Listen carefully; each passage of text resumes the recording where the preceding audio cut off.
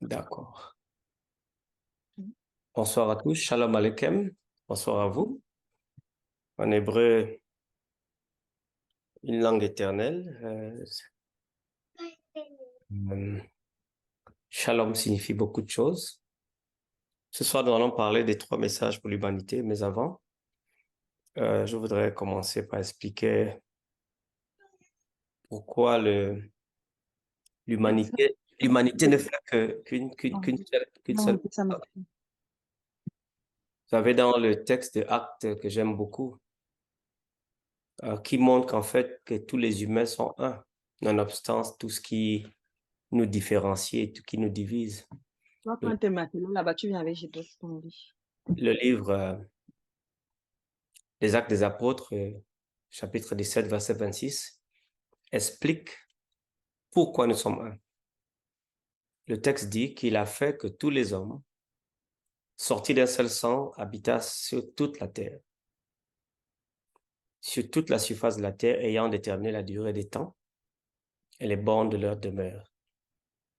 Alors, vous voyez, ici, dans la pensée de Paul, il énonce donc une vérité historique. En d'autres termes, tous les hommes sont issus d'un ancêtre commun, c'est-à-dire Adam. C'est cette croyance, aucun grec ne pouvait l'accepter, et surtout les Athéniens à qui il parlait, ils ne pouvaient pas accepter cette vérité.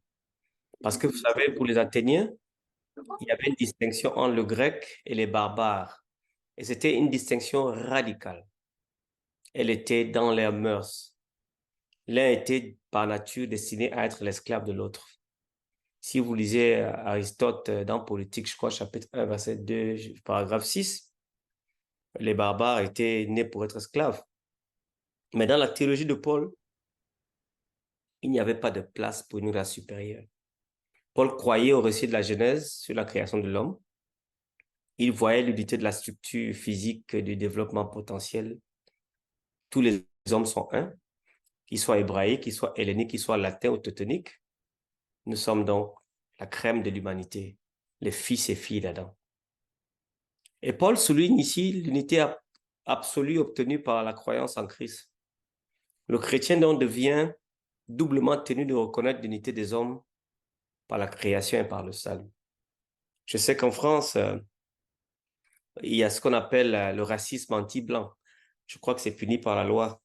J'ai lu certains articles dessus. Le racisme, l'esclavage sont des virus qui nous empêchent de vivre le message des 3 anges. Parce que dès que vous vous croyez supérieur à quelqu'un, le message que vous lui apportez n'est pas le message de Dieu. C'est tout de la condescendance. Et Deutéronome 32, verset 8, va amplifier cette vérité. Quand le Très-Haut donna un héritage aux nations, quand il sépara les enfants des hommes, il fixa les limites des peuples d'après le nombre des enfants d'Israël. Vous voyez ici donc, c'est Dieu qui a reparti les civilisations. Il a fait que tous les hommes sortis d'un seul sang, des mêmes ADN, peuplent la terre. Nous avons donc tous un seul Père. Nous avons tous un seul Dieu. Et notre destinée est dans la main de Dieu. Et Dieu a fixé les limites de chacun de nous sur la terre. Alors, c'est comme ça qu'on commence à être humain lorsqu'on accepte l'autre comme étant l'enfant de Dieu. Et Dieu, donc, dans son plan, a voulu bénir l'humanité, voyez-vous, en Abraham. C'est pour cela que dans Genèse chapitre 12, juste après la division de la terre, l'Éternel dit à Abraham, va-t'en de ton pays, de ta patrie, et de la maison de ton père dans le pays que je te montrerai. Je ferai de toi une grande nation et je te bénirai. Je rendrai ton nom grand et tu seras une source de bénédiction. Je bénirai ceux qui te bénissent et je maudirai ceux qui te maudiront. Et toutes les familles de la terre seront bénies en toi.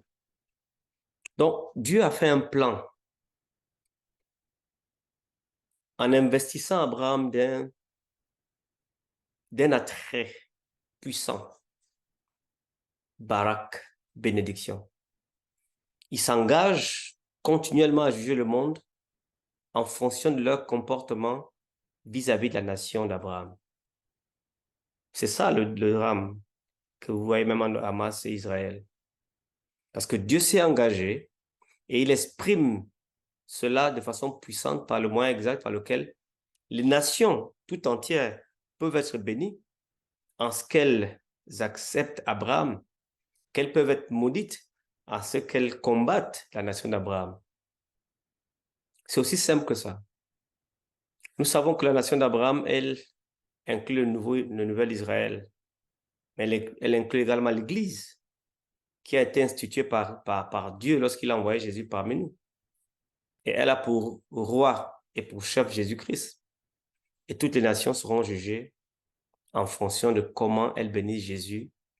Puisque Jésus envoie l'Église au sein des nations donc vont être jugées en fonction de comment elles bénissent les disciples de Jésus.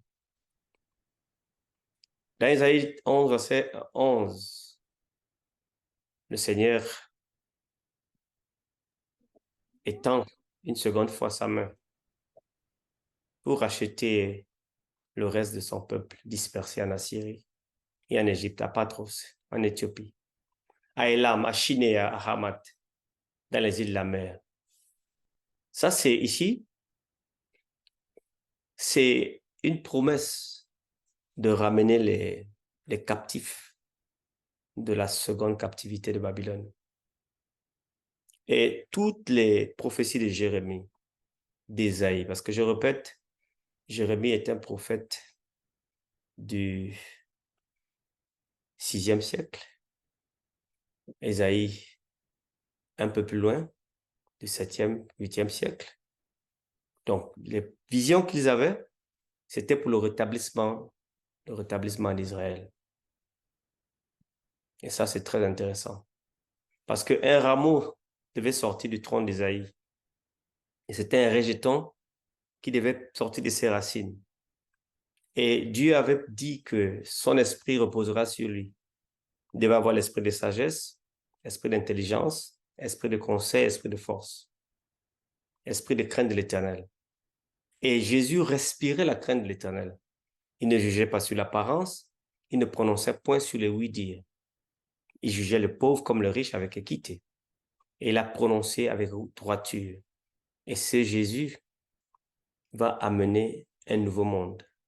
Un nouveau monde. Et ce nouveau monde, la vache, l'ours, le lionceau, le bétail qu'on engraisse, de petits enfants vont les conduire, seront ensemble.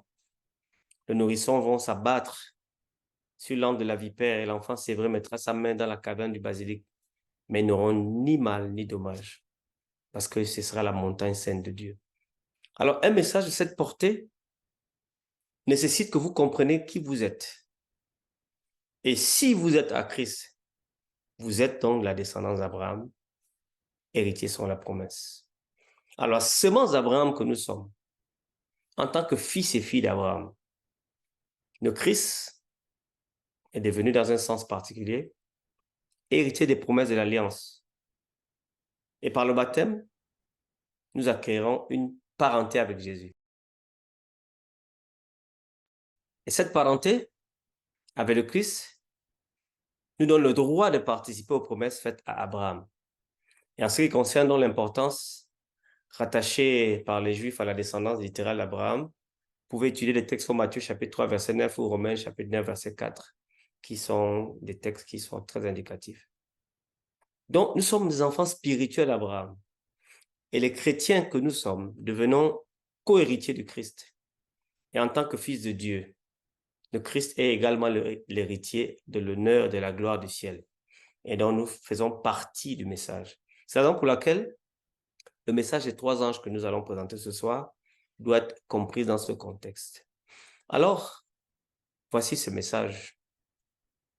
C'est un message, Apocalypse 14, versets 1 à 12. Si l'écran n'est pas suffisamment clair, prenez vos Bibles avec vous et nous allons lire. Je regardais, et voici l'agneau se tenait sur la montagne de Sion, et avec lui 144 000 personnes qui avaient son nom, et le nom de son Père écrit sur leur front. J'ai entendu du ciel une voix comme un bruit de grosses eaux, comme le bruit d'un grand tonnerre. Et la voix que j'entendais était comme celle des joueurs de harpe jouant de leur harpe. Ils chantaient un cantique nouveau devant le trône et devant les quatre êtres vivants. Et les vieillards et personne ne pouvait l'apprendre, le cantique, si ce n'est les 144 000 qui avaient été rachetés de la terre. Ce sont ceux qui ne sont pas souillés avec des femmes, car ils sont vierges. Ils suivent l'agneau partout où il va. Ils ont été rachetés d'entre les hommes, comme les prémices pour Dieu et pour l'agneau. Dans leur bouche, ils ne s'est point trouvé de mensonge, car ils sont irréprochables. Je vis un autre ange qui volait au milieu du ciel, avait un évangile éternel pour l'annoncer aux habitants de la terre, à toute nation, à toute tribu, à toute langue, à tout peuple. Il disait d'une voix forte, craignez Dieu, donnez-lui gloire, car l'heure de son jugement est venue, et adorez celui qui a fait le ciel, la terre, la mer et les sources d'eau. Et un second ange suivit en disant, elle est tombée, Babylone la grande, qui a abreuvé toutes les nations du vin de la fureur de sa débauche. Et un troisième ange l'a suivi en disant, d'une voix forte, si quelqu'un adore la bête et son image et reçoit une marque sur son front, sur sa main, il boira lui aussi du vin de la fureur de Dieu, versé sans mélange dans la coupe de sa colère, et sera tourmenté dans le feu et le soufre devant les saints anges et devant l'agneau. Voilà donc le contexte de ce chapitre 14. Si vous lisez les 3 derniers versets du chapitre 13, on dit que la seconde bête fit que tous les petits, les grands, riches, pauvres, libres, esclaves, reçoivent une marque sur leur main droite, sur leur front. Et à ce moment donné, personne ne pouvait acheter ni vendre sans avoir la marque du nom de la bête. C'est là le contexte du chapitre 14. Et le chapitre 14 est introduit par, c'est ici la sagesse, que celui qui a l'intelligence calcule le nombre de la bête, c'est un nombre d'hommes, le nombre est 636. Donc, cette bête, Karakma, qui n'a une empreinte, une marque, qui est un insigne de loyauté envers la bête, et qui vous identifie comme appartenant à la bête également. Mais ce soir, je ne m'intéresse pas à la bête ni à sa marque. Nous allons nous intéresser au message même. Premièrement, le verset 1 à 5. Je regardais, voici l'agneau se tenait sur la montagne de Sion avec lui 144 000 personnes qui avaient son nom et le nom de son père écrit sur leur front. Ici, Jean entend. Il entend. L'information est parvenue oralement à Jean. La prophétie ne dit pas si à ce moment il a vu la compagnie des scellés. Mais comme vous le savez, les 144 000 apparaissent déjà dans le chapitre 7. Et ça fait objet de 2 interprétations. Une est littérale. Par exemple, les témoins de Jéhovah pensent qu'ils seront des 144 000 personnes. L'autre est symbolique. Certains de ceux qui soutiennent que le nombre est littéral soulignent que le dénombrement peut se faire selon un système tel que qu'on utilise dans le dénombrement des 5000 personnes qui furent miraculeusement nourries dans Matthieu 14, verset 21, où seuls les hommes et non les femmes et les enfants furent comptés. Bon, je ne sais pas pourquoi il dit ça. Ceux qui soutiennent que le nombre est symbolique, donc, font remarquer que la vision est clairement symbolique et que dans la mesure où les autres symboles ne doivent pas être interprétés littéralement, celui-ci ne doit pas l'être non plus. Et de nombreux chercheurs, étudiants de la Bible considèrent que 12 est un nombre significatif dans la Bible, c'est le chiffre du gouvernement. 12 est un chiffre extraordinaire. Ouais, vous avez 4 fois 3, 12. Vous avez 6, plus 6, 12. Et vous pouvez sortir d'autres choses également comme ça. Il y avait 12 tribus d'Israël. Vous le connaissez, Exode 24, verset 4, Exode 28, verset 21, Exode Lévitique 24, verset 5. Donc la répartition à 12 reprises du nombre 12 000 pour suggérer que le but principal de ce passage n'est pas de révéler un nombre précis des scellés, mais de montrer la répartition des scellés parmi les tribus d'Israël, mais de l'Israël spirituel. Alors les 144 000 sont présentés comme ceux qui sont capables de subsister lors de l'avènement de Jésus-Christ, qui va s'accompagner des terribles événements. Si vous lisez Apocalypse chapitre 6, verset 17, la question est faite, qui peut subsister? Qui peut subsister? C'est seuls ceux qui auront le sceau du Dieu vivant pourront subsister. Apocalypse chapitre 7, verset 2. Parce que ceux-là seront protégés au temps de la destruction universelle. Comme l'étaient ceux qui possédaient la marque dans la vision d'Ézéchiel, ou ceux qui étaient sous la marque du linteau dans l'Exode. Alors, avoir la marque de Dieu sur son front, c'est approuvé par le ciel. Parce que Jean les voit. Il les voit plus tard avec l'agneau sur le mont Sion. Apocalypse chapitre 14, verset 1. Ils sont déclarés comme étant sans fraude et sans faute. Verset 5. Jean les entend chanter un cantique que nul ne peut apprendre. Verset 3. Ils sont désignés comme des prémices pour Dieu et pour l'agneau. Donc voici le contexte qui nous introduit dans le message des trois anges. L'esprit de prophétie dans le message, le livre évangélisé à page 115, dit ceci. Notre tâche, proclamer la vérité.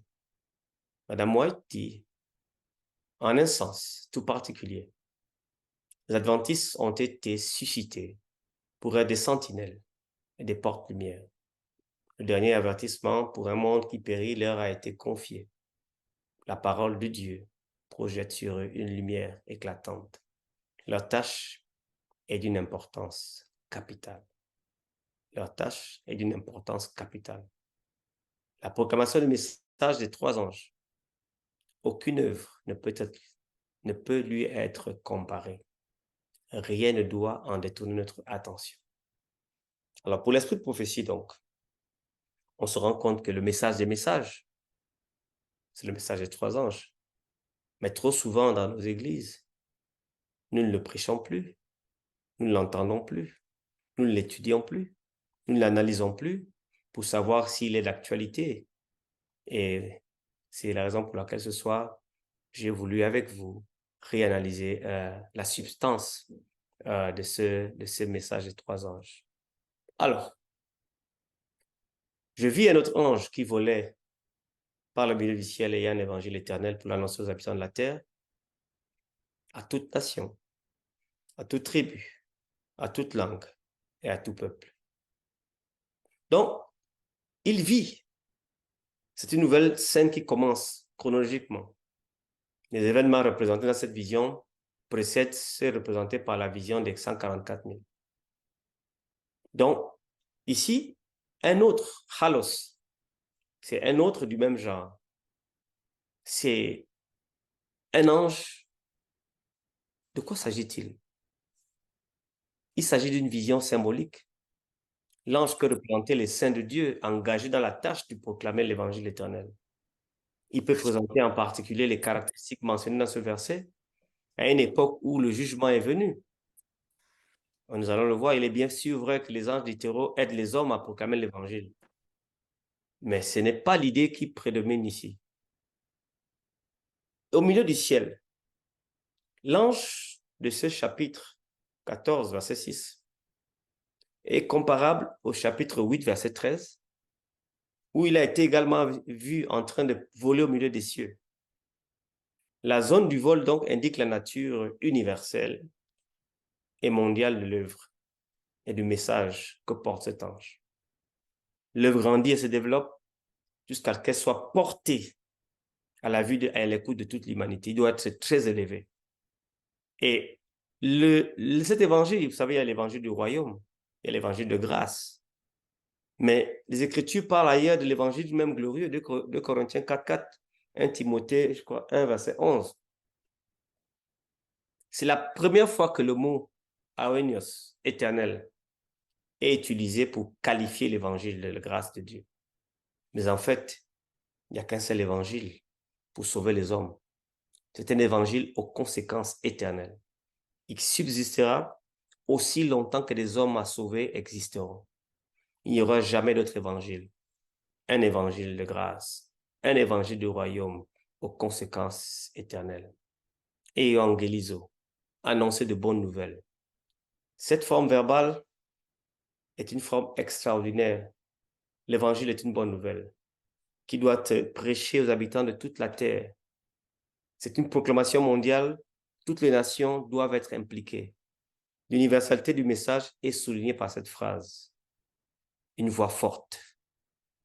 Le message du premier ange et celui du troisième ange, que vous allez voir tout à l'heure, sont donnés d'une voix forte. La voix forte doit indiquer que le message sera proclamé de manière à ce que tous puissent l'entendre et l'importance de ce message.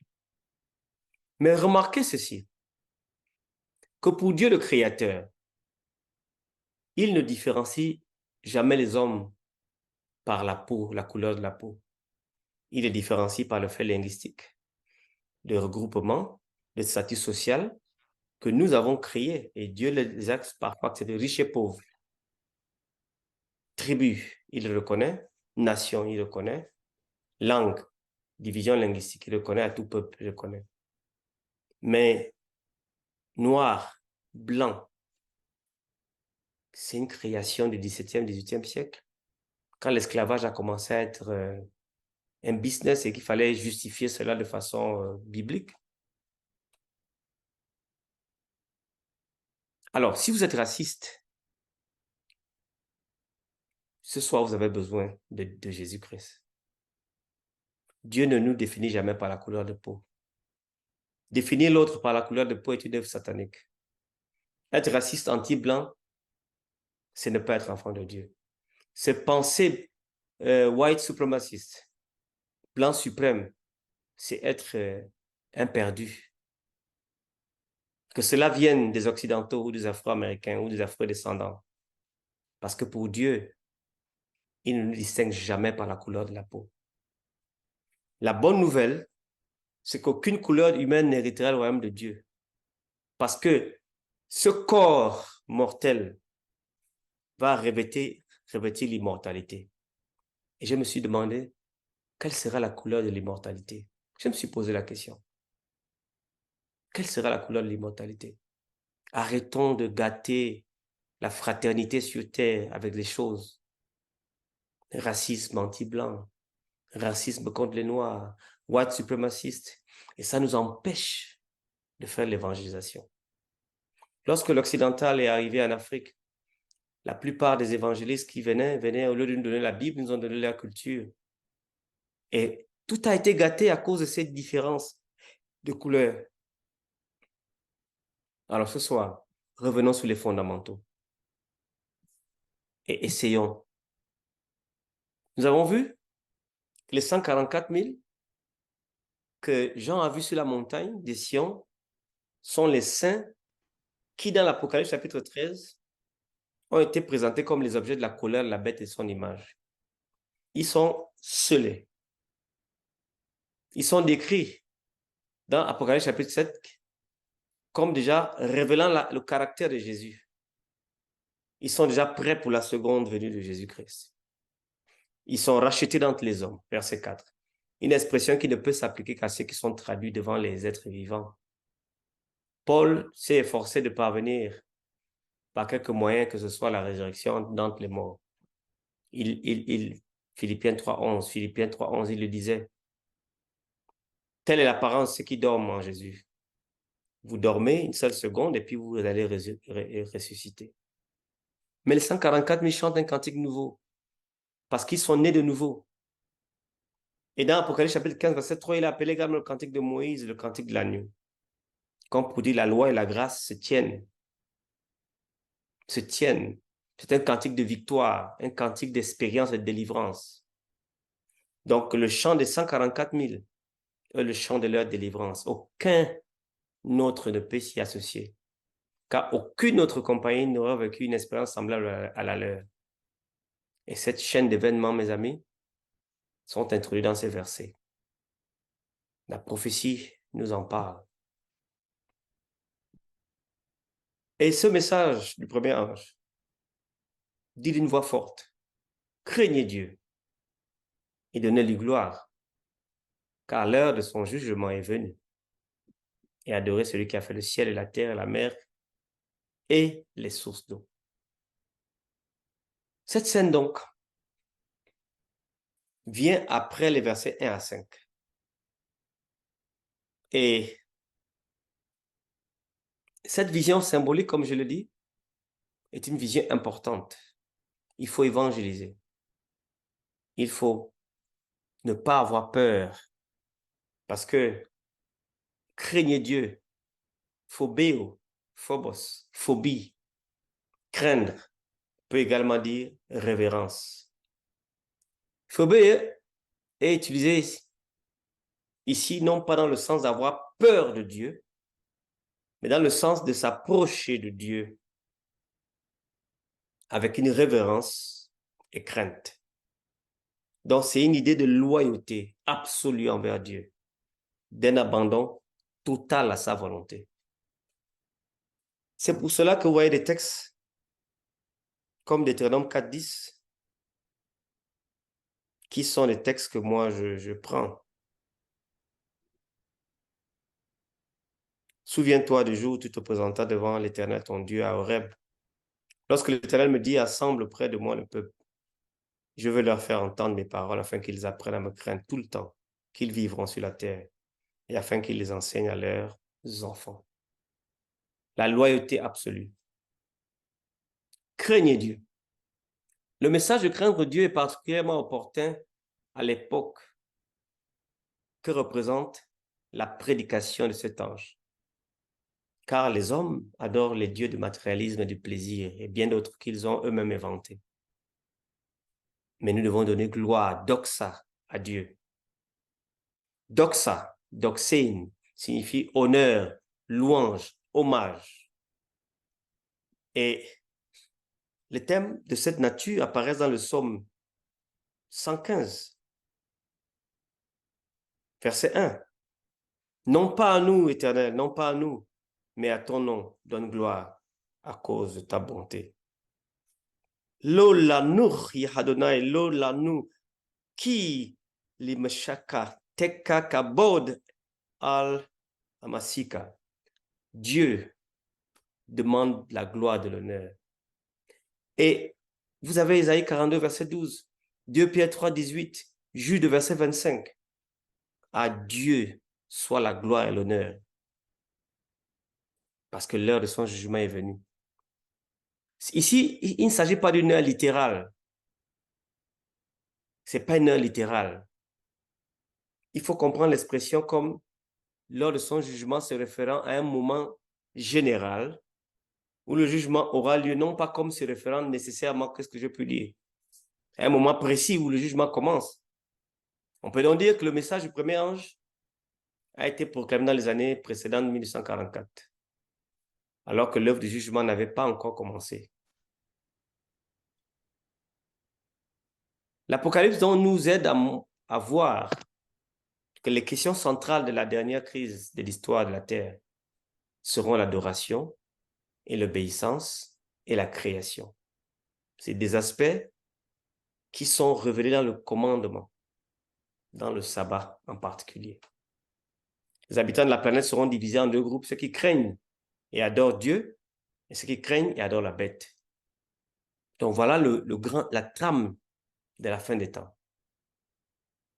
La bête va revendiquer et Dieu aussi demande qu'il soit honoré. Et les attaques de Satan contre les 4 premiers commandements du décalogue seront le point de mire dans la crise finale. Le repos et l'adoration de Dieu au 7e jour, sanctifié et mis à part par Dieu lui-même, le samedi, qui signifie en latin sambati dies, jour de sabbat, est un signe spécial de notre relation avec Dieu. Exode chapitre 31, verset 13, Ézéchiel 20, verset 12. Le message du premier ange, donc, est un appel à adorer Dieu comme créateur. Avant qu'il soit votre rédempteur, vous devez le reconnaître comme étant votre créateur. Ce qui est dommage, c'est que beaucoup de chrétiens ont rejeté Dieu comme créateur et l'acceptent comme rédempteur. Ce n'est pas suffisant. L'observation du faux jour de repos, qui se conforme à une loi de l'État opposée au 4e commandement, va constituer la soumission à une autorité en conflit avec Dieu. Et ça va se voir à la fin, lorsque la loi de dimanche va s'imposer au monde. Et vous allez voir comment les chrétiens vont argumenter. Les uns vont accepter le signe de leur soumission au pouvoir terrestre et prendront dans la marque de la bête. Et les autres, en choisissant le signe de la fidélité à l'autorité divine, recevront le sceau de Dieu. Est-ce que vous êtes prêts à cette crise? Est-ce que vous êtes prêts à cette crise? Donc, c'est la substance du message du premier ange. Dieu, créateur, celui qui a fait le ciel, la terre et la mer et les sources d'eau, renvoie au sabbat. Et on devrait l'adorer pour ça. Et il est adorable parce qu'il est juste créateur. Sans la création, il n'y a pas de rédemption. C'est la raison pour laquelle le premier ange doit être un autre, un second ange suivi en disant, elle est tombée, Babylone la grande, qui a abreuvé toutes les nations du vin de la fureur de sa débauche. Le message du deuxième ange, par contre, lui, annonce la chute de l'apostasie de Babylone. Elle identifie comme un faux système religieux. Dans Apocalypse chapitre 17, verset 5, Babylone est appelée la mère des impudiques. Ces filles représentent évidemment les églises qui s'attachent à ces doctrines et à ces traditions et qui, comme elles, sacrifient la vérité et l'approbation de Dieu pour contracter une alliance avec le monde. Alors, dans Apocalypse chapitre 14, verset 8, que vous pouvez comparer avec Apocalypse chapitre 18, verset 2, et même dans Isaïe 21, verset 9, il y a une répétition intéressante. Elle est tombée. Elle est tombée.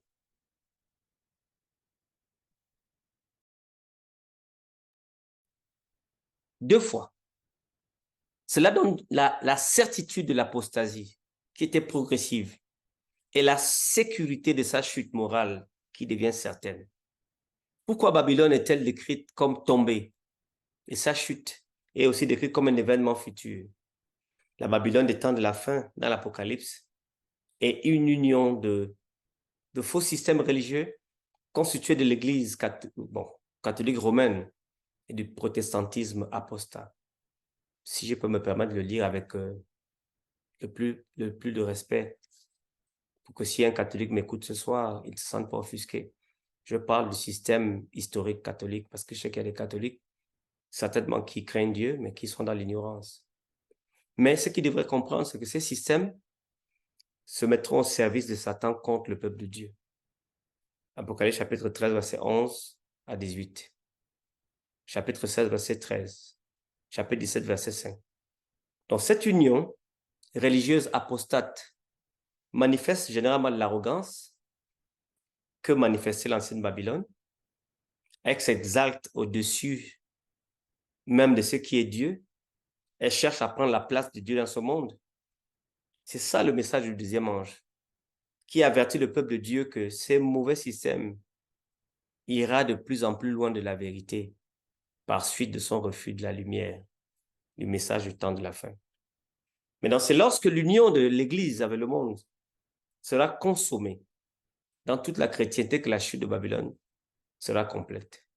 Elle séduit. C'est un mouvement mondial. Elle utilise le vin de son impudicité. Le vin. C'est une prostituée. Elle enivre les gens de son vin d'immoralité. Le vin de Babylone désigne donc les faux enseignements et le faux évangile offert par ce système religieux apostat. Aujourd'hui, voyez-vous, de nombreuses églises protestantes, dans l'accomplissement de la prophétie biblique, suppriment rapidement les différences qui les séparaient autrefois de l'église catholique romaine et se détournent de la vérité biblique. Si Luther se réveillait de sa tombe, il sera surpris de voir l'amitié qui s'est tissée entre les luthériens et les catholiques de nos jours. Mais nous pouvons être témoins de l'influence corruptrice du vin de Babylone parmi ceux qui affirment être le corps de Christ. L'évolutionnisme théiste, qui est implicitement réprimandé dans le message du premier ange est accepté, enseigné dans les écoles, même chrétiennes. Le premier ange parle de la création, mais les traditions théologiques remplacent la sola scriptura. Il est écrit à l'éthique révisée, abandonnant les définitions bibliques du sexe, du mariage et ainsi de suite. Tout est embrouillé. Les personnes en état d'ébriété ou enivrées ne peuvent pas penser sobrement quand ces gens deviennent spirituellement ivres du vin de Babylone. Celle-ci les séduit à adorer la bête de la mer et à recevoir la marque de la bête de la mer, instituée en loi par la bête semblable à l'agneau. Donc voilà le message du second ange. Et hélas, beaucoup de protestants, et il me semble, l'Église adventiste est en danger de faire le pas, de suivre les enseignements du faux évangile parfois, du système religieux apostat. Que Dieu nous en préserve. Et un troisième ange, les suivit en disant d'une voix forte, si quelqu'un adore la bête et son image, et reçoit une marque sur son front, sur sa main, il boira lui aussi du vin de la fureur de Dieu, verse sans mélange dans la coupe de sa colère, et sera tourmenté dans le feu et le soufre, devant les saints anges, devant l'agneau. Le message du troisième ange. Contrairement, voyez-vous, au peuple fidèle de Dieu, Apocalypse chapitre 14, verset 9, alerte le monde sur le sort de ceux qui font face à la colère de Dieu. Dans l'Ancien Testament, l'effusion de la colère de Dieu est décrite symboliquement comme du vin à boire dans une tasse. Jérémie 25, verset 15. Jérémie 25, verset 15 nous dit, « Car ainsi m'a parlé l'Éternel, le Dieu d'Israël. Prends de ma main cette coupe remplie de vin de ma colère et fais-la boire à toutes les nations vers lesquelles je t'enverrai. Ils boiront et ils chanceleront et seront comme fous à la vue du glaive que j'enverrai au milieu d'eux. » Donc ici, la sévérité du jugement sur les adorateurs de la bête est exprimée par le fait de boire la coupe du vin de la colère de Dieu, sans mélange. Les gens de l'ancien temps diluaient du vin avec de l'eau pour réduire la teneur. Mais le vin non dilué représente la colère de Dieu déversée dans sa pleine fureur et sa miséricorde. Dieu ne comprendra pas. Pourquoi un de ses fils, une de ses filles a pu donner accès au diable? Dieu ne comprendra pas. Raison pour laquelle apprêtons-nous. La déclaration concernant les tourments avec du feu et du soufre se réfère à la destruction totale. Vous voyez, le feu et le soufre sont témoins de jugement. Dans Genèse chapitre 19, verset 24, Dieu a jugé. Il a jugé Sodome et Gomorrhe. Dans Ésaïe 34, verset 8 à 10, la fumée qui monte de la destruction était une image bien connue dans la Bible. Ésaïe avait prophétisé la destruction future d'Édom par le feu et le soufre. Édom deviendrait un terrain désolé. Et Ésaïe 34, verset 10 dit, « Et elle ne s'éteindra ni jour, ni nuit. La fumée s'en élèvera éternellement d'âge en âge. Elle sera désolée à tout jamais. Personne n'y passera. » Jude a décrit le sort de Sodome et de Gomorrhe comme souffrant de la punition d'un feu éternel. Ici, donc, nous parlons d'une punition aux conséquences éternelles. Ces textes ne parlent pas d'un feu qui brûle sans fin, car aucune de ces villes ne sont enflammées aujourd'hui. Ce sont les conséquences qui sont éternelles et non le feu lui-même. Le feu éternel dans l'Apocalypse se réfère donc à l'anéantissement complet, total. La combustion sera assez longue pour arriver à consumer totalement les méchants jusqu'à ce qu'il n'y ait rien à brûler. Bien que nous sachions avec gratitude que le feu de l'enfer ne torture pas les perdus pour l'éternité, comme on nous fait croire, le châtiment est quand même terrible. Ça devrait nous faire réfléchir sur la tâche sacrée qui nous a été confiée d'avertir les autres sur ce qui est à venir. Les gens vont périr pour l'éternité. Mais nous avons la clé, mais nous ne parlons pas. Pourquoi? Pourquoi? Pourquoi cet avertissement final n'est pas prêché? Pourquoi nous n'allons pas dans les coins des rues pour avertir les gens. Puisque l'Apocalypse montre qu'au temps de la fin, le peuple de Dieu est mandaté de proclamer l'évangile final dans le monde. Le travail qui nous attend nous paraît intimidant, c'est vrai. Parfois presque impossible, c'est vrai. Mais nous avons la promesse de la puissance de Dieu qui nous accompagne. Et la proclamation de l'évangile ne se terminera pas avec une puissance inférieure à celle qui a marqué ses débuts, mes amis. Ce n'est pas tant par des arguments que par une profonde conviction inspirée par le Saint-Esprit que nous devrons proclamer l'évangile. L'avertissement, les preuves auront été produites, la semence doit être jetée auparavant, alors que nous attendions des fruits du Saint-Esprit. Dieu peut utiliser des anges pour prêcher, mais c'est toi l'ange. Donc la conclusion de la proclamation du message final de Dieu se traduit par une grande séparation du monde en deux camps opposés. Ceux qui aiment Dieu, ils lui obéissent, et ceux qui suivent et obéissent à la bête. Est-ce que nous avons le temps pour les hommes qui vont mourir, qui vont périr? Il y aura donc deux moissons. La moisson du blé amassée dans les greniers et les raisins foulés dans le pressoir. C'est ce qu'on appelle la séparation finale. Pensons-y. Qui d'autre proclame les messages des 3 anges à part les Adventistes du 7e jour? Qu'est-ce qui se fait? Qu'est-ce qui devrait être fait? Qu'est-ce que nous devrions faire? Combien de travail est si important? Combien devons-nous prendre au sérieux ce message? Pourquoi pensez-vous que le jugement est une notion impopulaire chez beaucoup de chrétiens? Le jugement est la plus belle des choses. Parce que dans le livre Daniel chapitre 7, verset 23, je pense, le jugement est une phase d'acquittement. Le juste, lorsqu'il va en jugement, il rencontre son sauveur, son avocat, son rédempteur à la même place. Donc la notion de jugement précédant la venue de Jésus-Christ est un réconfort immense que nous avons un sauveur qui gère notre vie. Et le sabbat donc, dans le contexte des événements de la fin, va nous faire remonter jusqu'à la première semaine de la création. Ça va jouer un rôle central. Si le problème est qui nous adorons, la réponse c'est que le Créateur du ciel et de la terre, il est évident que, souviens-toi du jour du sabbat, a son sens, a vraiment tout son sens. Et donc, ce soir,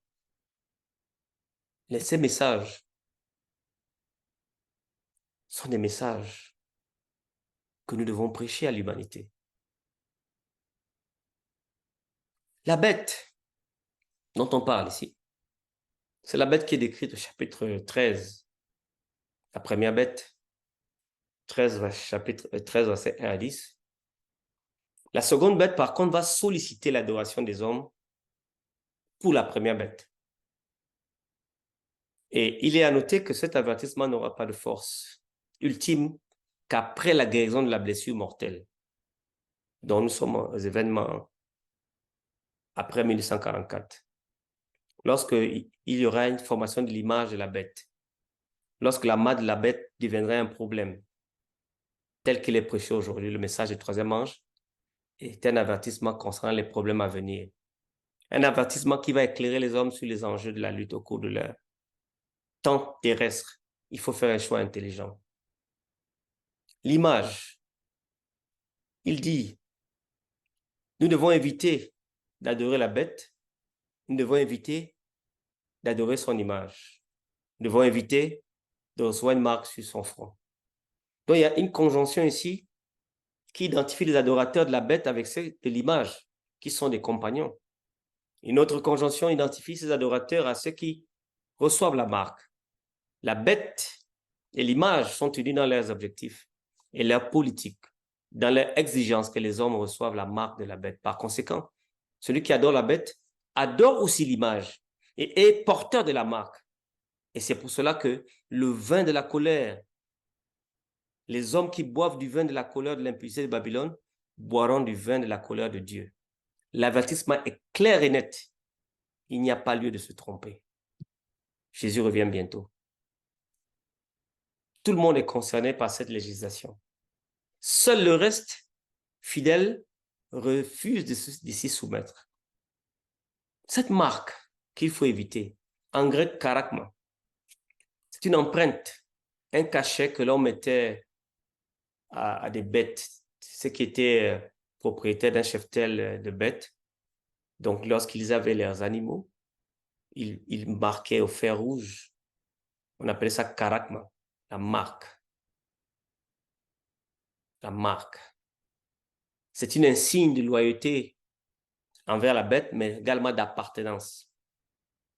Et cet insigne est caractérisé spécialement par ceux qui portent cette marque, qui est dans la première bête, dont la blessure mortelle a été guérie. Les interprètes adventistes, par contre, comprennent que cette marque n'est pas une marque littérale, mais un signe d'allégeance qui identifie le porteur comme loyal à la puissance représentée par la bête. Alors, la controverse à ce moment portera sur la loi de Dieu, et en particulier sur le 4e commandement. Si vous lisez le verset 12 d'Apocalypse 14, qui nous dit ceci, pour bien marquer 14-12, qui dit, c'est ici la persévérance des saints qui gardent les commandements de Dieu et la foi de Jésus. Donc ici, l'observance du dimanche va constituer un signe d'allégeance, un signe d'appartenance. Mais attention, pas avant que le pouvoir de la bête ne soit rétabli et que l'observance du dimanche va être enforcée à la place de l'observance du sabbat. Et cela va se faire par une loi. C'est à ce moment donné que le ciel tout entier va regarder. Les adventistes donc soutiennent que, simultanément, le message du 3e ange mettra en garde contre la réception de la marque. Ce message qui se transforme en un grand cri, Apocalypse 18, versets 1 à 4, va éclairer les hommes sur les questions et les enjeux du moment. Lorsque les questions sont ainsi clairement posées et que les hommes choisissent néanmoins de soutenir l'institution de la bête en l'observant et en désobéissant à il est écrit ou ainsi par l'Éternel, c'est-à-dire à l'ordre de Dieu concernant le sabbat, ils montreront par là leur allégeance à la puissance de la bête et donc vont recevoir la marque de la bête. Tandis que Dieu, vous avez vu les 144 000, ont le nom de Dieu et de l'agneau sur leur front. Mais la bête récupère les deux. Ceux qui vont adorer, qui seront satanistes par connaissance, et ceux qui auront peur. Et à ceux-ci, ils vont recevoir sur leur main droite. Le fait donc que cette marque soit dans la main ou sur le front peut indiquer que non seulement le travail et la main, symbole du travail, mais aussi la croyance sont affectés. L'expression peut aussi désigner 2 classes. Ceux qui se soumettent au décret de la bête par simple opportunisme et ceux qui le font par conviction personnelle. Il y a du travail. C'est un dernier avertissement solennel. Le 3e ange les suivit en disant d'une voix forte, « Si quelqu'un adore la bête et son image, et reçoit la marque sur son front, sur sa main, il boira lui aussi du vin de la colère de Dieu, versé sa main dans la coupe de sa fureur. » Comprenez-vous ce message? Comprenez-vous ce message? Alors que le ministère de Jésus se termine dans le lieu saint et qu'il passe dans le sanctuaire et se tient devant l'arche contenant la loi de Dieu, il va envoyer des anges puissants avec ce 3e message au monde. Ce message est destiné à mettre les enfants de Dieu sur leur garde en leur montrant l'heure de la tentation et de l'angoisse qui est devant eux. Ce symbole, comme l'ont cru la plupart des protestants, représente la papauté. L'image de la bête représente la forme du protestantisme apostat qui se développera lorsque les églises protestantes chercheront à obtenir l'aide du pouvoir civil pour faire respecter leurs dogmes. C'est la raison pour laquelle notre relation avec les groupements protestants en France, il faut beaucoup y réfléchir. Il faut beaucoup y réfléchir. Parce on ne sait pas où ça va nous mener peut-être. Il faut regarder d'autres pistes. Parce que l'image de la bête représente la forme du protestantisme apostat qui va donc chercher à obtenir, à faire respecter ces dogmes. Et comme signe de l'autorité de l'Église catholique, les auteurs papistes donc citent eux-mêmes l'acte même de changer le sabbat en dimanche. Qu'est-ce que donc le changement de sabbat, sinon le signe ou la marque de l'autorité de l'Église romaine? Ils sont orgueilleux à propos de ça. La marque de la bête, c'est l'observation du dimanche. Mais je voudrais préciser ce soir, l'observation du dimanche n'est pas encore la marque de la bête. Et elle ne sera pas tant que le décret n'aura pas été publié, obligeant les hommes, par une loi étatique, les hommes à adorer ce sabbat idolâtre. Et ce n'est que là où tout va se jouer. Et ce n'est que lorsque la question est clairement posée devant le peuple et qu'il est amené à choisir les commandements de Dieu et les commandements des hommes, que ceux qui continuent à transgresser vont recevoir la marque de la bête. Voilà l'importance de ce troisième message. Alors, pour terminer ce soir,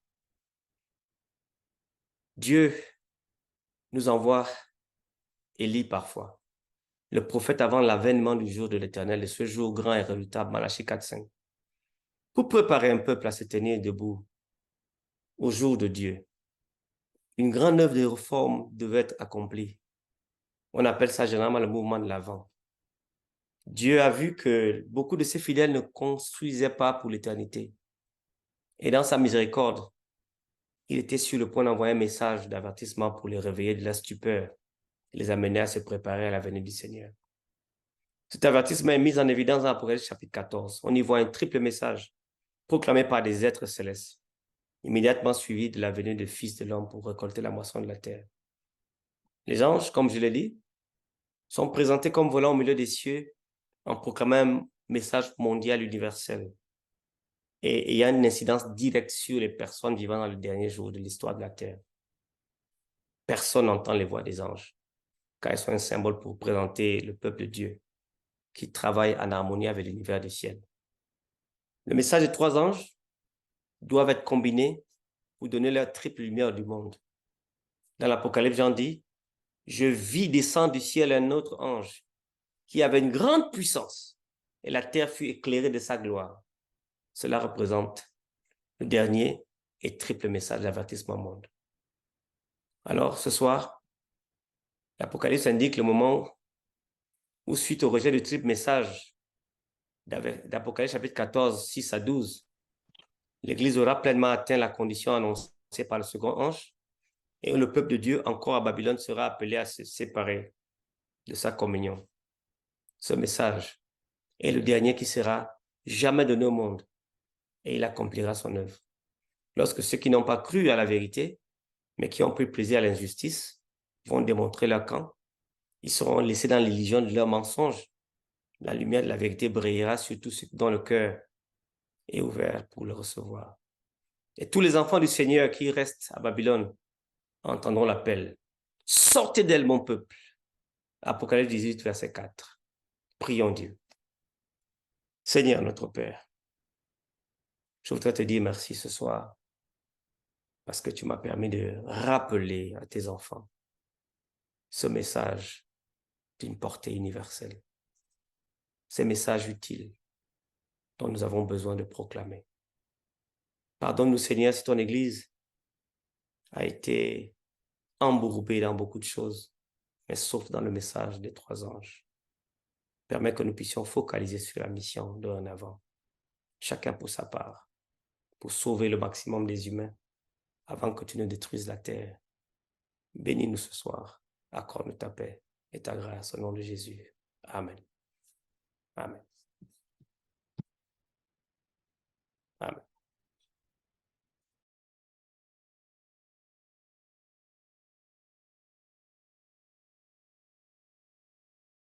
Merci, pasteur. Alors, est-ce que vous avez des questions?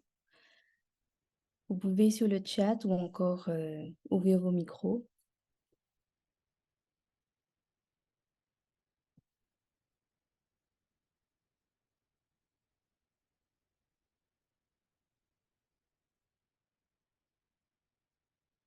C'était clair?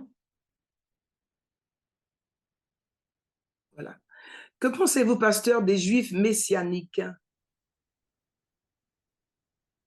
Ok, c'est une bonne nouvelle d'avoir des Juifs qui croient en Jésus. C'est juste une bonne nouvelle. C'est une bonne nouvelle. J'ai salué le sabbat avec des juifs messianiques, mais c'est pas, ce n'était, en fait, saluer l'ouverture du sabbat. Mhm.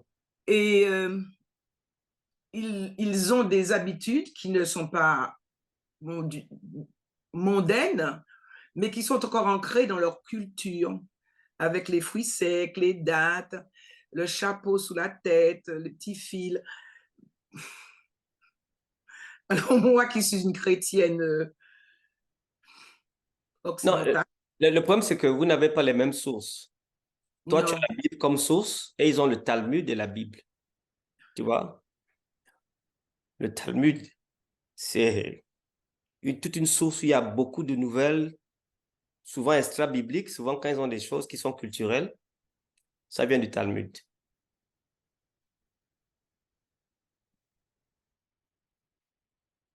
Et vous croyez qu'on arrivera, nous, chrétiens, enfin, vous croyez, certainement on devrait, faire comprendre à ces juifs qui considèrent qu'ils sont le sceptre, que les serments peuvent les emmener à comprendre que Christ est venu pour eux, parce qu'ils se sentent tellement fiers d'être le sceptre. Well, tu sais, ma sœur, Jésus a marché sur terre. Et la plupart des Juifs n'ont pas cru en lui. Et maintenant, il est au ciel dans le sanctuaire. Il faut vraiment te réjouir si un Juif croit en Jésus. Il faut vraiment te réjouir. Parce que pour eux, le Messie, c'est pas Jésus. Le Talmud est très négatif sur Jésus-Christ. Euh, donc, c'est en Christ que le voile du judaïsme se lève. Mais je ne peux pas expliquer pourquoi ce peuple est contre Jésus de cette façon. Je n'arrive pas à comprendre. Et j'ai parlé avec des musulmans, ils m'ont dit que chaque peuple a reçu son prophète et que le dernier prophète, c'est Mahomet. Ouais, bon, ça c'est... Vous savez, le Coran parle plus de Jésus qu'il ne parle de Mahomet. Et le Coran estime que Mahomet est le sceau des prophètes. Et certains imams enseignent même que le Saint-Esprit, le Parakletos, en syriaque Périclitas, ce serait Mahomet qui a été prédit, le Paraclet de la Bible. Donc, c'est des débats. Euh, j'ai écrit des choses dessus. Bon, chacun dit ce qu'il veut. Mais nous, on doit se concentrer sur l'essentiel. Parce que la fin des temps va être caractérisée par des fausses nouvelles, des fausses vérités. Jésus est noir, et des choses comme ça. Il n'y a pas de trinité comme ça. Distraction, c'est distraction. Mais c'est que ça nous pompera l'énergie. Et la seule chose qu'on ne fera pas, nous ne ferons pas l'évangile. Il faut se concentrer sur l'évangile. Amen. Il nous est plus facile de prêcher aux Antilles le Christ Mhm. parce que les catholiques sont des chrétiens comme nous, Yes. mais il n'y a pas toutes ces variantes de religion qu'il y a en France. Alors, ça nous refroidit, quoi. Il faudrait qu'on se réchauffe, quoi. Yes, Mais ça yes. nous refroidit. Il faudrait, Il y a le musulman, il y a le bouddhiste, il y a le juif, il y a le pentecôtiste, il y a les protestants avec toutes leurs variantes et toutes leurs exaltations et leurs miracles. Il nous est plus facile de prêcher en Martinique, Guadeloupe, en Guyane, ici en France. qu'ici en France. Vraiment. Il faudrait qu'on prie pour que Dieu nous ouvre des portes. Il faudrait qu'on prie. On peut être ami avec une voisine, un voisin, dans le bus, on peut être gentil, sourire. Il faut trouver une solution. Ah, j'ai de bonnes relations avec les musulmans, mais bon, ils considèrent que c'est leur prophète, j'ai le mien, c'est... Non, tu sais, le Coran est un livre. Bon, j'ai 14 Corans. Enfin, j'ai lu le Coran du début à la fin, les 114 sourates. C'est un bon livre. Mais le Coran ne répond pas à la question, qu'est-ce qu'il faut faire pour être sauvé? Oui, c'est Quand ça. ils disent, je vais paraphraser, je ne me rappelle pas de la sourate, il dit, ô croyants, peut-être que le jour de ta pesée, les bonnes œuvres vont dépasser les mauvaises. Le Coran n'assure pas le salut. La Bible est claire. Si tu as Christ, tu as la vie. Aujourd'hui, Romains 8:1 va dire, il n'y a aucune condamnation pour ceux qui sont en Jésus-Christ. Donc, il faut savoir par où pénétrer les gens du Coran. Le Coran, ils veulent le salut. Mais le Coran ne leur donne pas ça. Le Coran ne leur dit pas qu'est-ce qu'il faut faire pour être sauvé. Quand ils meurent, ils ne sont pas sûrs de leur salut. Parce que c'est la pesée. Qui fait de plus bonnes œuvres que les mauvaises? C'est très complexe, ma sœur. Donc, vous savez, devenons leurs amis, discutons avec eux et montrons les incongruités. La Bible est le seul livre de tous les livres qui répond à la question « Que faut-il faire pour être sauvé ?» Le bouddhisme, ils ont une forme de nirvana. Donc, une forme de paradis, là, tu vas de paradis à paradis, puis tu arrives au nirvana. Et c'est ça qui est complexe. Donc, il faut essayer d'étudier les autres pour essayer d'apporter la bonne nouvelle. Voilà ce que moi je pense.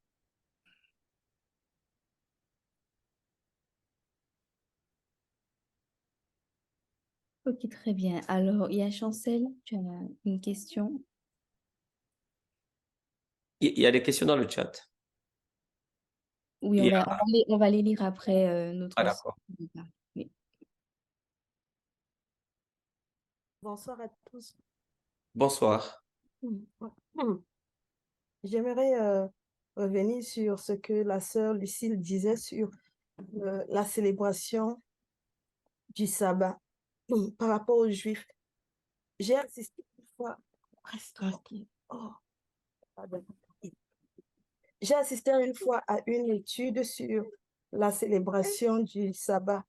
C'est un pasteur de la conférence générale qui fait un peu le tour du monde pour demander à l'Église de demander pardon aux Juifs.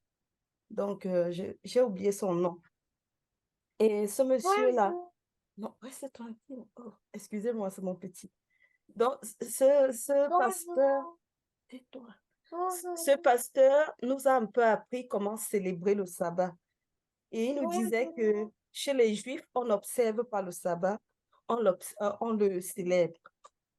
Et comme la sœur disait, ils ont des raisins secs, des plantes aromatiques et autres. Et il nous a dit que, en fait, le samedi soir, ils se partagent ces petites graines aromatiques-là et ils hument, chacun hume, pour pouvoir hâter le prochain sabbat. C'est tranquille. Donc, ça donne une bonne odeur au sabbat et ça fait en sorte qu'on a envie de revoir le sabbat prochain. Chut, tais-toi. Ça fait quelque chose. Quelque chose. Quelque chose. Allez, revois Jérémie. Arrête. Quelque chose. Donc, moi, j'ai aimé, excusez-moi, j'ai aimé le côté festif du sabbat. Parce que moi, ça m'a permis de revoir le sabbat sous un autre angle. C'est-à-dire que je n'étais plus sur l'observation du sabbat. J'ai plutôt instauré une petite cérémonie festive les vendredis soirs, du vendredi soir à samedi soir. Je me suis dit, bon, quand on reçoit des enseignements, il faut toujours choisir ce qui est bien. Et j'ai un peu instauré ça dans mon foyer, c'est-à-dire le sabbat est devenu quelque chose de festif. Voilà, c'était beaucoup plus jovial que lorsque on l'observait simplement. Donc, voilà ce que moi je peux dire par rapport à ça. Et c'est vrai qu'ils sont beaucoup plus ancrés sur leur culture que sur Dieu lui-même qui est le créateur et le maître même du sabbat. Donc, moi, j'ai juste retenu la partie festive, c'est ça qui m'intéressait. Et le reste, je me suis dit, bon, voilà, je sais que c'est Dieu qui est le maître du sabbat. Et il nous dit de faire du sabbat les délices, voilà, dans Ésaïe 53, versets 13 à 14. Donc, voilà ce que moi j'ai retenu de ce côté-là. Et parlant de l'évangélisation, comme la sœur le disait tout à l'heure, je comprends bien ce qu'elle dit. Et je me dis, si ma sœur va faire un jour un tour en Afrique, je pense qu'elle sera encore plus et plus déboussolée parce que chez nous en Afrique, on a beaucoup de dénominations et le pasteur peut en dire plus. Peut-être ici en France, il y a tout ce que vous avez cité, mais en Afrique, on en a plein. Et ça fait en sorte que, voilà, au lieu que ça nous, en fait, au lieu que nous soyons choqués, ça nous motive plutôt au côté évangélisation. Donc, ce que nous pouvons faire ici en France, c'est de demander à Dieu quelles sont les astuces que nous pouvons utiliser, que nous pouvons avoir. Demandons au Saint-Esprit les astuces pour pouvoir évangéliser. Parce que nous sommes appelés à évangéliser. C'est vrai que c'est compliqué parce que les gens sont un peu renfermés et on est dans un pays laïque. Mais par la grâce de Dieu, ça va.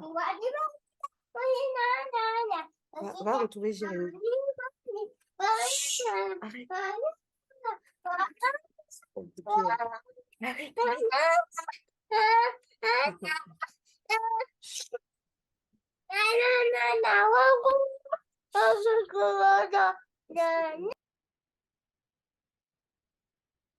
Ok, merci, merci Sœur Chancel. Donc du coup, on va répondre à quelques questions qui sont sur le chat et puis après, on va revenir à Sœur Lucille, si tu veux bien. J'ai vu que tu as levé la Oui. main. Alors, les 144 000 sont-ils symboliques ou littérales? Bien écouter ce que je dis, ça ne peut pas être littéral, ce n'est pas possible. C'est un chiffre symbolique. Je l'ai répété au moins 6 fois ou 7 fois. Mhm. Ok. Alors,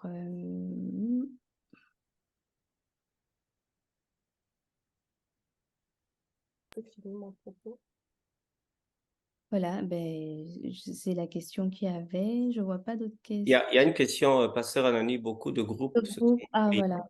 Mm. à partir de l'Église adventiste parce qu'ils disent qu'on est trop conservateur parce qu'il y a le communisme. Ils ont quitté l'Église parce qu'ils pensent que l'Église ne fait plus sa mission. Que pensez-vous de ces sous-groupes? Vous savez, Jésus avait son Église de 12 membres.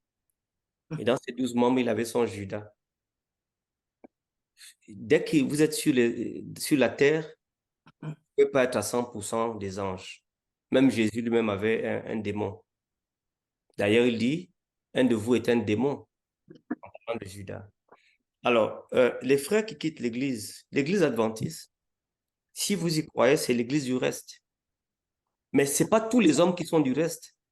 C'est ça qu'il faut comprendre. Et dans le texte de Matthieu 13, on dit, l'ivraie, non, on dit non, le blé, c'est les fils du royaume. L'ivraie, c'est les fils du diable. Donc, les apôtres disent, mais Seigneur, est-ce qu'on arrache? Il dit, non, non, non, jusqu'à la fin des temps. Donc, l'église va toujours être composée des satanistes et des enfants de Dieu. La bataille se passe donc à l'intérieur. Alors, maintenant, ce qui est triste, c'est qu'on fait le péché d'Élie, qui dit, Seigneur, ils ont tué tes prophètes, ils ont renversé tes autels, moi seul, je suis resté, il cherche à m'ôter la vie. Mais quelle réponse Dieu lui donne? Il dit, je me suis réservé 7000 hommes qui n'ont point fléchi le genou devant Baal. Il y a des hommes fidèles à l'église adventiste, même s'ils ne sont pas visibles. C'est très prétentieux de penser que toute l'église est gâtée. C'est vrai qu'il y a des moments où les administrateurs prennent des décisions que beaucoup ne comprennent pas. Mais ça ne veut pas dire que l'église est devenue une église devenue Babylone. L'esprit de prophétie dit l'église adventiste ne sera jamais Babylone. Ne sera jamais Babylone, c'est l'église de Dieu, l'église adventiste. Nonobstant les incongruités qui se passent, ce qu'il nous faut faire, mes amis, c'est prier. Prier pour les leaders, prier pour les pasteurs. Et quand ça ne va pas, vous parlez à ces gens avec amour. Allez vers les leaders, dites-leur vos points de vue. Vous n'avez pas besoin de constituer notre groupe. Voilà moi ce que je pense. Nous sommes des réformateurs à l'intérieur de l'Église, pas à l'extérieur de l'Église. Voilà ce que je pense sur cette question.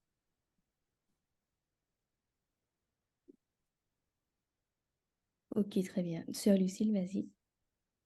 Alors, je voulais simplement dire à la sœur que je suis allée à Gagnoa, en Côte d'Ivoire, 17 jours. J'ai fait avec le groupe de l'église de Paris-Est des bonnes œuvres et j'ai passé un excellent sabbat là-bas. Amen. Voilà, excellent. C'est bien que je veux retourner avant de mourir encore. En Afrique, Ah, c'est n'importe bien. où, mais je vais retourner. Vous aussi venir au Cameroun. Oui, oui, oui, j'ai un neveu là-bas. Peut-être bien. Ah ouais, c'est bien. Euh, je voudrais terminer mon propos si possible. Vas-y. Oui, par rapport à la méthode d'évangélisation, euh, hier j'ai été inspirée euh, lorsque mon professeur de couture est venu me donner, en fait, on a cours tous les mercredis matin à la maison. J'ai eu une idée, je me suis dit, bon, comme je ne peux pas lui parler de Dieu directement, parce que chaque fois qu'elle vient, elle a toujours tendance à parler de Dieu, à me poser des questions. Quand elle me pose des questions, je réponds. Je me suis dit, bon, on est dans un pays laïque et ici, il ne faut pas parler de Dieu aux gens de façon directe. Or, moi, j'aime bien ça. J'ai une idée, le Saint-Esprit m'a inspiré. Sur ma table, quand j'ai installé mon matériel de couture, ma machine et autres, j'ai pris le livre Un chrétien ne peut être possédé. Je l'ai posé sur la table où je savais qu'elle allait s'asseoir et voir le livre directement. Donc, je l'ai posé juste à sa place. Et quand elle est venue, on discutait et tout. Et en fait, elle a regardé le livre, elle dit, waouh, elle a lu le titre. Donc, je l'ai fait exprès. Un chrétien ne peut être possédé. Et elle a pris le livre. Elle dit, mais c'est pas possible. Comment ça, un chrétien ne peut être possédé? Et elle me dit, mais on est possédé par plein de choses. Elle a commencé à citer les idoles et autres. Je lui ai dit, l'auteur de ce livre-là n'est pas en train de parler des idoles. Il dit bien, un chrétien ne peut être possédé. Donc, il parle des démons, en fait. Parce qu'elle a commencé à me citer d'autres possessions et autres. J'ai dit, non, il parle essentiellement des démons. Elle me dit, ah bon? J'ai dit, après, je lui dis, mais vous pouvez lire, hein, il n'y a pas de souci. Elle a pris le livre, elle s'est mise à lire. Donc, en fait, c'était ma façon de lui faire passer le message que je ne pouvais pas faire verbalement. J'ai préféré poser le livre exactement à la place où elle s'est assise. Elle devait s'asseoir avant son arrivée et c'est ce qui s'est passé. Elle a pris le livre, elle est partie avec. J'ai rendu grâce à Dieu. Donc, Mais il y a des petites méthodes comme ça qu'on peut utiliser. Ça, c'est un langage non verbal. Donc, je me suis dit, au lieu de commencer à lui parler de Dieu d'une certaine façon, on ne sera jamais d'accord parce qu'elle croit en beaucoup de choses, la vie après la mort et tout. Je préfère poser un livre qui traite du sujet et je sais que ce livre-là, comme il est parlant, elle va rentrer avec le livre chez elle, elle va prendre le temps de le lire. Et je lui ai dit, quand tu auras fini de lire ce livre-là, on pourra en discuter. Elle m'a dit, il n'y a pas de souci. Elle est partie avec le livre. Un chrétien ne peut être possédé. Donc, je me dis, le Saint-Esprit nous insuffle, il nous donne des idées, c'est à nous de nous accommoder, c'est à nous d'écouter sa voix et même de lui demander comment faire si je suis face à des personnes athées, à des personnes fermées, comment faire pour pouvoir parler de Dieu. Donc, je pense qu'il va toujours créer des occasions et c'est à nous d'obéir à sa voix. Voilà le témoignage que je voulais rendre. Je suis très Merci. contente pour ça.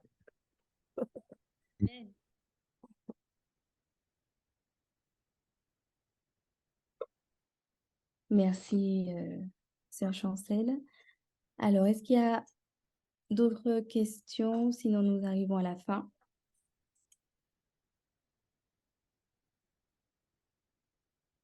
Très bien. Donc, je vais inviter, avant de vous faire quelques annonces, je vais inviter le frère Boto à prier pour nous, que Dieu nous aide en tant qu'Église adventiste à nous réveiller, à comprendre que nous avons un message à prêcher au monde entier et qu'il y a des gens qui sont en train de mourir en ce moment et qui ont besoin d'être sauvés. Et à nous inspirer les méthodes, les moyens que nous devons employer pour toucher les uns et les autres là où ils se trouvent. Georges, si tu veux bien prier pour nous en ce sens. Oui, bien sûr. Mm.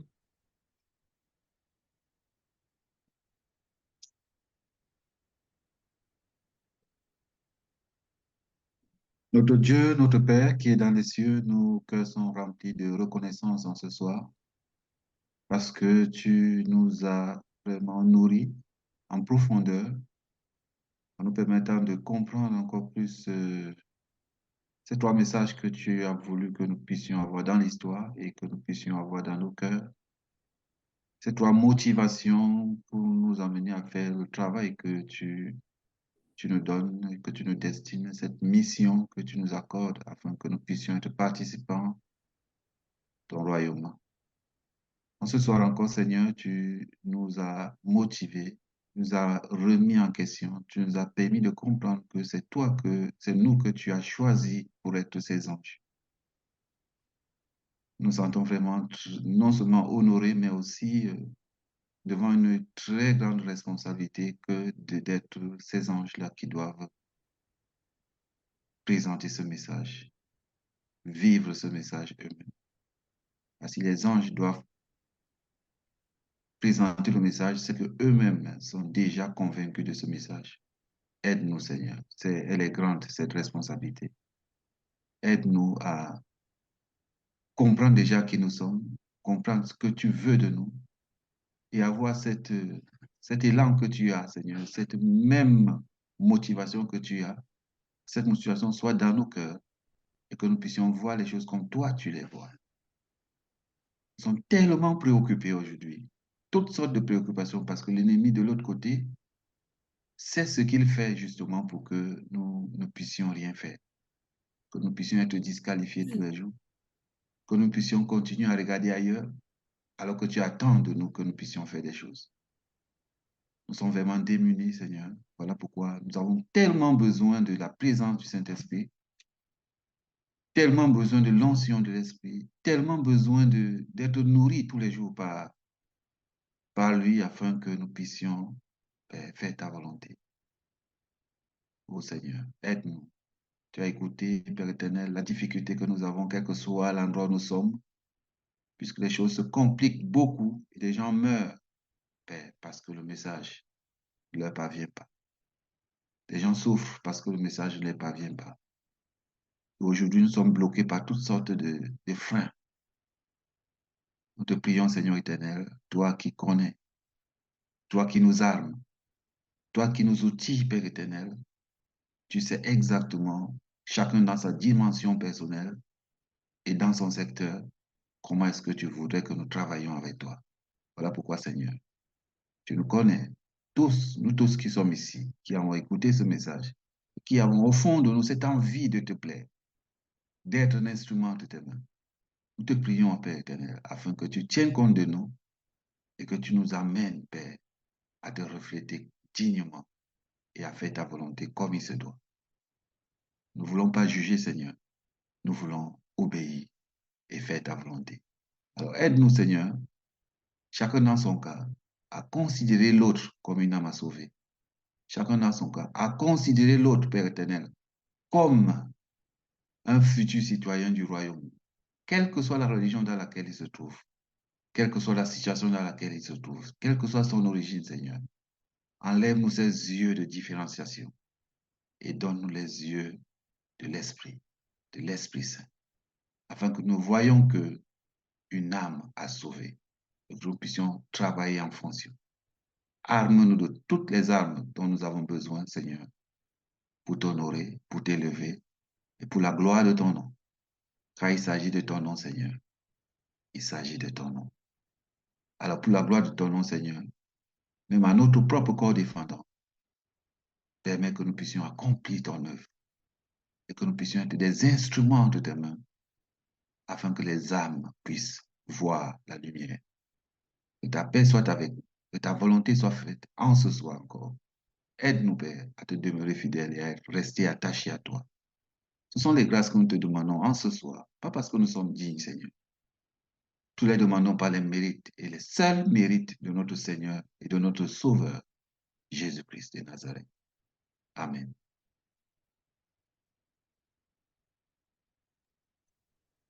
Amen, merci.